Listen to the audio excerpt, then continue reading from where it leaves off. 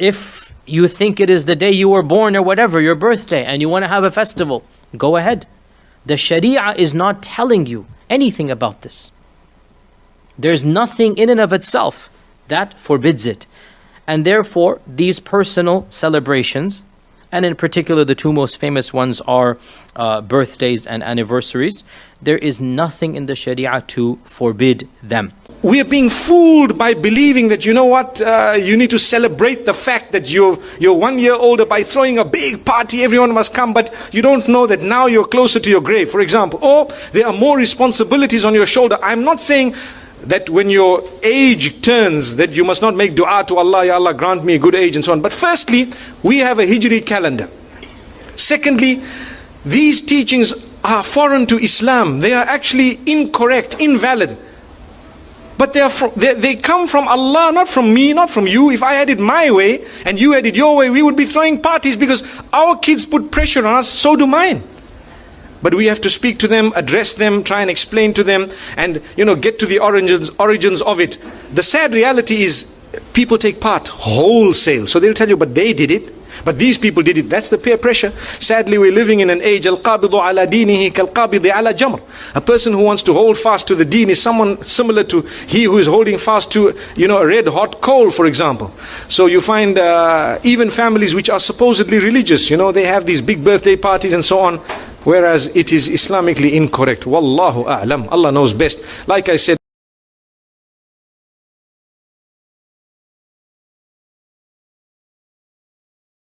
in fact, when we look at Genesis 40 verse 20, we find that now it came to pass on the third day, which was the Pharaoh's birthday, and he made a feast for all his servants. So who started the tradition of birthdays, as far as we can find in historic records, is the Pharaohs, not the Anbiya, not Ibrahim alayhi salam, not Musa alayhi salam. In fact, in the Old Testament, the Torah, or the New Testament, the Injil, or the Quran, or the Zabur, we don't find a single prophet or a pious man celebrating their birthdays, only the wicked. But you could say, okay, that was something in the past, and that's how it started, but it's not a religious thing today. We don't celebrate it religiously. But I'm going to ask you, what do you do on birthdays? You get cakes, and you put candles, and you light them, and you make wishes and you blow them out. So where did all that come from? And I'm not going to guess at it.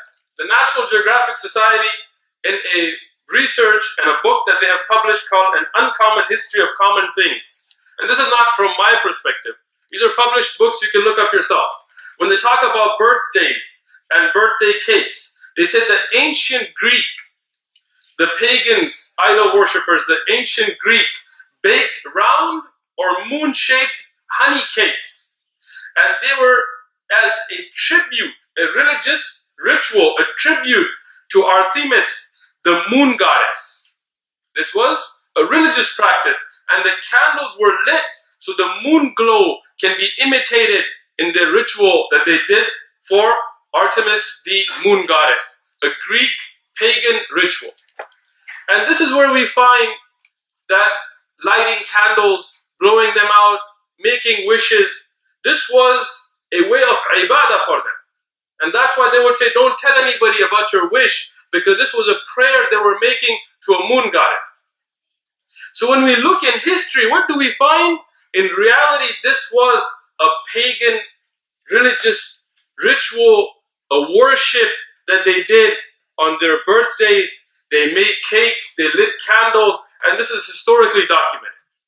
And that's why, as an advice even to those Christians and Jews that may be watching these videos, we find in the earliest works of the Jewish tradition and the Christian tradition condemnation of birthday celebrations as a pagan festival.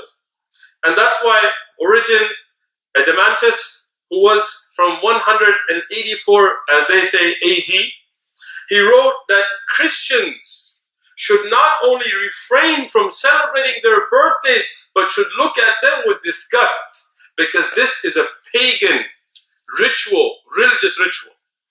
This was even in the writings of Christians. When we look at who loves this holiday, Who is the one that sticks to it? We find in the Satanic Bible, written by Antoine Sandor Lavey. He wrote what's called the Satanic Bible, and you can find it.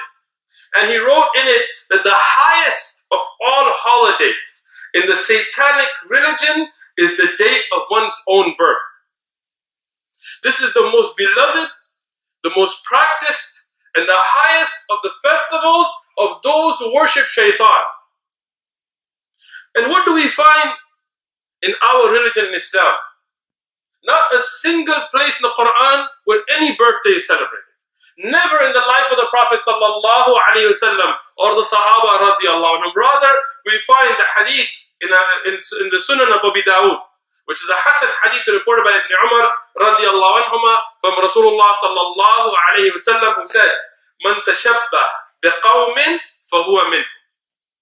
Whoever imitates a people, then he is from them. So when we celebrate birthdays, who are we imitating? The pharaohs, the Greeks worshipping their goddesses, or the Satan worshippers who consider this their highest holiday? And that's why when we look at the hadith of Sahih al-Bukhari, it's muttafaqun alayh, where Rasulullah sallallahu alayhi wa sallam told us, "Al-mar'u ma man ahabba." A person is with whom he loves. So on the Day of Judgment, if you want to be raised with Satan worshippers and the pharaohs and the Greek mushrikeen, khalas, birthdays are yours.